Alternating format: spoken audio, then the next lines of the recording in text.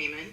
I'm a lifelong educator who's been interested in management and leadership styles and how both are connected to results. And I'm here today with Lisa Waite, president and owner of Waite Communication and Professional Development. And having been in one of Lisa's seminars, I'm very interested in talking with her about how her programs are different from others that may be similar.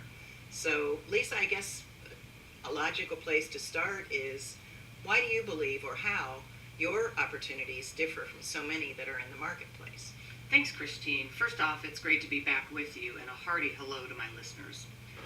Well, no workshop or seminar takes the place of leadership, but we learn when we're drawn into dialogue. I offer custom solutions tailored to an organization's needs. Now, there are so many great programs out there and equally experienced facilitators, but to those listening, and to you, Christine, think about this. We've all been to trainings and seminars and workshops, and so many of them are quite informative. But too often, consider what happens when employees get back to the workplace. Life gets in the way, right? Boy, I'll tell you, doesn't it? The phone rings, emails pop up, our inboxes demand our attention, and there's so little time to review those participant materials, which sadly often get shelved, never to see the light of day again. Now, we know from credible studies that if participants don't begin to use lessons, within about 48 hours, learning is cut by 50%. And you might as well have taken your training investment and just tossed it out the window. Well, I would have to say, Lisa, that's what I noticed when I took your training. I was so enthusiastic and excited to get back to work right away. And so I would have to wonder, do you have what I guess you would call a secret sauce? And if so, are you willing to tell us that secret? You bet I do. I believe the words life-changing may be overused, but what's interesting is that these words appear on so many of my evaluations and my testimonials. Christine, I've embraced contemporary business strategies, and I've partnered with some of the nation's leading CEOs, such as Bob Chapman, who is the CEO of Barry Waymiller. And I have embraced business strategies of best-selling author Simon Sinek. Oh, I love his stuff. Good stuff, really, really great, whose expertise is in developing people-centric cultures. And again, for those listening, if you've ever wondered how the Walt Disney Organization, Apple, Southwest Airlines do it, I share these success strategies as part of my content. Now, something else to consider. People are committing what I call communication malpractice, and that spills over into every corner of their lives. Communication, Christine, kind of the way I see it, it's like dialing a phone. And unless you have all of the numbers, you won't make the right connection. I like to say that it's profoundly simple, but simply profound. Are you with me? Does that make sense? Well, I am, and you know what? If you dial all the numbers and someone on the other line doesn't pick up, it's still not an effective way to communicate. Absolutely. So let's talk about environment for just a moment. My content, my lessons, help to build an environment that really fosters care and collaboration beyond buzzwords among teams, so they develop their self best. It helps people get to where they need to be in life. That's something I say a lot. And they are more satisfied at work, at home, how they serve in their places of worship, and in the ways that we all serve in the community. So that's how it benefits the individual, and who doesn't want that, right? That's kind of what I noticed, was that what I learned was spilling over into all areas of my thinking and my doing. And that really excites me. So here's how it benefits the organization. That was how it benefits the individual. Here's how it benefits the organization. In what I like to describe as three sides of a coin.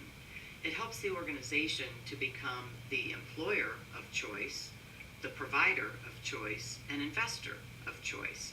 I mentioned a moment ago that I partner with Barry Waymiller, and as their CEO, Bob Chapman reminds us, you've got to have a sustainable business model and thus reinvest in your people. Those ideas are not independent, but interdependent. The way you think is the way you lead. One drives the other. Does that make sense? It does. It really does. And I remember us having a conversation once, and you told me about the three biggest mistakes that many people who are trainers make. Can you elaborate a little bit? Sure. I guess I'd start by saying that long-term behavior change is what I call a journey, not a pit stop. And organizations that focus on developing their most senior leaders, they end up delaying development in the entry ranks. So hear me now. Don't assume that if you show people how to lead, that they will or that they can. First, you need to break through some of their preconceived assumptions that may not align with the organization's core values, mission, and vision. That's first.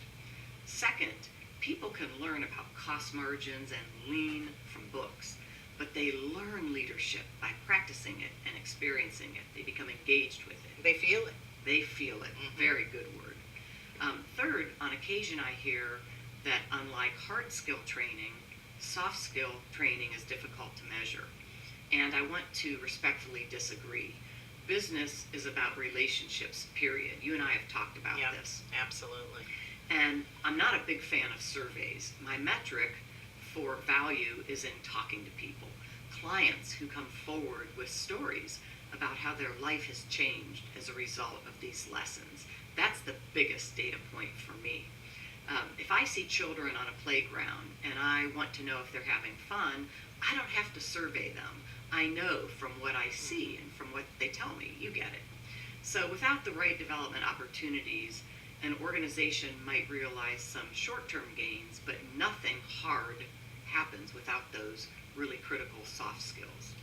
I remember when I was in one of your programs, you said the front line is the bottom line, and that really stuck with me as common sense. Can you explain that? Sure. Oh, so very true. You pay for development whether you offer it or not.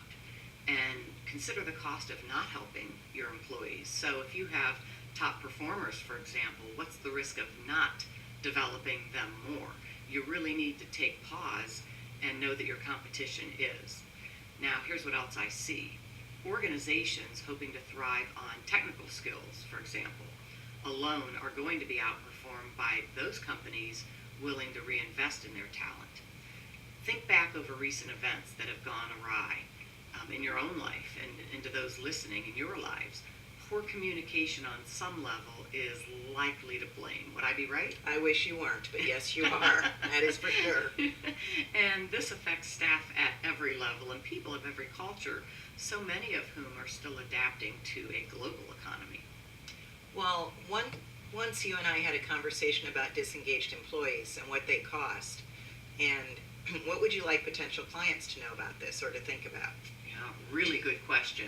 Scott Govan, a colleague and partner, he is CEO of Macresco, and he notes that a disengaged employee cost an organization about $4,000 a year in lost productivity and deliverables. And with professional development, coaching, or consulting, it's not always the case, Chris, that an organization has the wrong goals, or for that matter, even the wrong people, but quite often the wrong experts. So here's a snapshot of my approach. My programs, my content, it doesn't just help people think like successful leaders, but to behave like successful leaders with an ability to build healthy relationships. They adapt faster, they get to more complex solutions, and as a bonus, places them in a position to mentor others. So what I hear you saying is that leadership is embedded in every level of an organization. Yep, right? absolutely. So it's absolutely. not just top down, but it permeates everything that people in an organization do. Yep, it's that ripple effect, Well, what do you see as the biggest challenges that you're seeing in organizational culture as you've been presented? Sure. Actually, that's a question I get asked quite often. I believe that today's leaders work in environments that are more complex. Certainly, they are globally volatile and quite often very unpredictable. So those who establish a people-centric or a people-first workforce are in a better position to compete to win. And here's another thought. Most employees that I've polled cannot, this is really sad, but they cannot recite much about their organization's culture documents, such as mission and vision statements. So one of the first challenges in my work with organizations is to examine the reality of these documents, to get them off of the wall in the web pages where they're so often nicely displayed, but very often invisible to employees. So that's the first step. Second, I think I would say, think of this as a gift an organization gives to their people, and thus it cycles back to aid the organization. Here's how. My programs, my content, it's not an information dump, hoping to simply get more out of employees. I teach critical leadership skills, Christine, and advanced interpersonal skills. And you get happier people, more productive employees, more effective teams, of course, better service outcomes. All of that leads to that very important bottom line. I remember thinking and feeling that in the seminar, that it felt real and like something I could really take back tomorrow. That was very, very important to me because time is of the essence. So why, speaking of time, would an HR manager put this at the top of a list over other priorities? Yeah. This one's easy. So rather than emphasize the importance of bringing these skills into an organization, instead I'll emphasize the disaster that can occur if you don't. Now, disaster might seem like a really strong word, but this is what I have personally observed in nearly 3 decades with industries representing education, manufacturing, banking, healthcare. I have worked with our government, nonprofit, service industries. I've also been engaged with hospitality, aviation, technology, and entertainment. And when you provide for employees in this manner, it demonstrates care by senior leaders. Think of it as protecting the flock. When you care enough to help me, I want to return the favor by helping the organization. And I'd like to mention something about the micro and macro levels to help listeners make some informed decisions about what to look for in professional development, whether it's one of my programs or something else they might be considering. At the micro level, with regard to collaboration, innovation doesn't happen without it. And this ties to every business, where I use really relevant case studies and leadership lessons that relate to revenue, risk reduction, new products and services, teams, and so much more. At the macro level, all of this I've mentioned so far drives everything I do to help individuals and teams unlock their value. I start by asking the right questions. So for example, what does this success look like for your business? What's my scoreboard to know that a participant got it or that it was good for the organization? How do I know the message reached them? Organizations need to be asking these questions and have satisfactory answers before committing to a training specialist. And Christine, can I go rogue here for just one moment? We would expect it. It is certainly a sacrifice of time and money to pull people out of their roles to attend a development session. And they come with very high expectations, and no one wants to be lectured to or listen to a facilitator drone on endlessly. I've been at this a long time, almost 3 decades, and I really engage participants with case studies and relevant content and my signature stories, and we have fun. Whoever said that learning shouldn't be fun? I remember that. I remember feeling like, man, I don't want this to be over. We are really, really enjoying each other during this training. I appreciate that. What should training managers expect as return on their investment? Great. Well, we already talked about that a little bit as far as a metric and a data point. It's an excellent question. First, there is no ROI necessary to care for your people and train them superbly. I learned that from Bob Chapman. But here's what to expect. Expect to see happier people, people who wake up excited to come to work, not just thinking about 5 p.m., people who truly embrace diversity and collaboration by seeing the best in what others bring to the table. And this is really, really critical for me to emphasize. This is all driven by lessons that foster empathy and mutual respect. Those themes underpin everything I do for an organization. And one last thing, this is really important for anyone listening to hear. Effective training doesn't have to break the bank.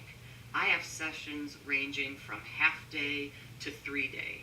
So reach out, give me a call. There's no obligation, there's no fee for us to sit and for me to listen to your needs.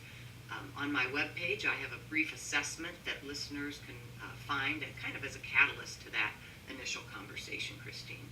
Well, thanks, Lisa. There's a lot of important information here. I'm glad to have been able to talk to you again, and onward and upward. Thank you. Likewise, Christine. I appreciate your time. Fist bump. Hey, there you go. You can learn more about Lisa and what she can offer your team at waitecom.com. Thank you. Thanks, Christine. Appreciate it.